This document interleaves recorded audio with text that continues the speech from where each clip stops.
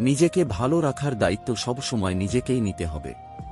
কারণ পৃথিবীর কেউই তোমার ভেতরের অনুভূতি পুরোপুরি বুঝতে পারবে না।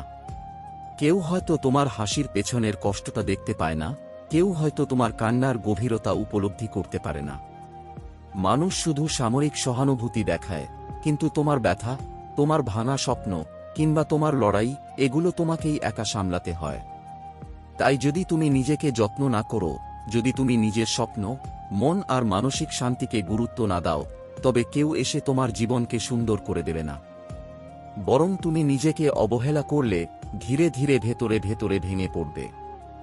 আজ তুমি যদি নিজেকে ভালো রাখো, নিজের যত্ন নাও, নিজের স্বপ্নকে বাঁচিয়ে রাখো, তবে আগামীকাল শুধু তোমার জীবনই নয়, তোমার চারপাশের মানুষ, তোমার সম্পর্ক, এমনকি তোমার ভবিষ্যতও সুন্দর হয়ে উঠবে। মনে রেখো, পৃথিবীতে অনেক মানুষ তোমার পাশে থাকতে পারে, কিন্তু শেষ পর্যন্ত তোমার আসল দায়িত্ব শুধু তোমারই। তাই জীবনের প্রতিটি মুহূর্তে নিজেকে আগে ভালো রাখো, কারণ তুমিই তোমার জীবনের আসল নায়ক।